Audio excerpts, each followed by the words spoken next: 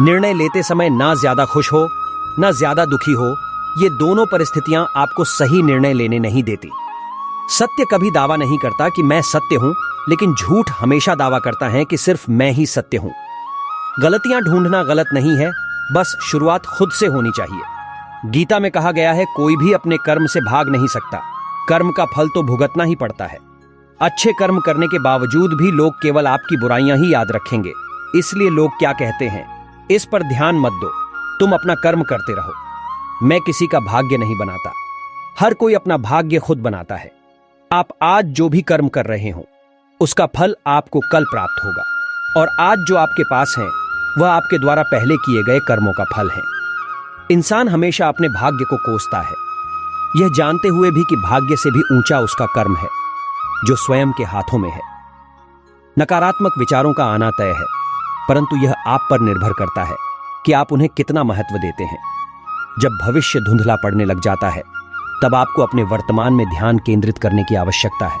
मनुष्य को जीवन की चुनौतियों से भागना नहीं चाहिए और न ही भाग्य और ईश्वर की इच्छा जैसे बहानों का प्रयोग करना चाहिए। अगर आपको कोई अच्छा लगता है तो अच्छा वो नहीं, बल्कि अच्छे आप हो, क्योंकि उसमें अच्छाई देखने वाली नजर आपके पास है। जो मुझे सर्वत्र देखता है और सब कुछ मुझ में देखता है, उसके लिए न तो मैं कभी अदृश्य होता हूं और न वह मेरे लिए अदृश्य होता है।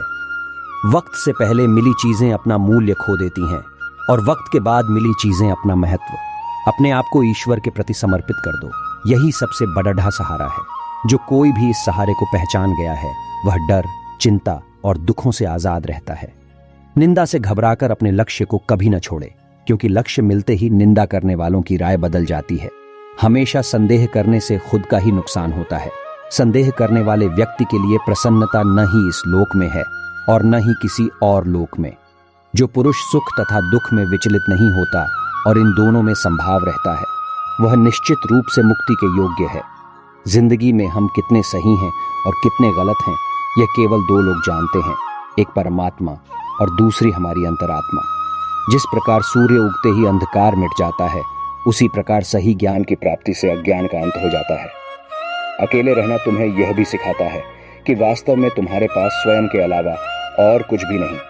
जैसे समुद्र के पार जाने के लिए नाव ही एकमात्र साधन है, वैसे ही स्वर्ग में जाने के लिए सत्य ही एकमात्र सीढ़ी है, कुछ और नहीं।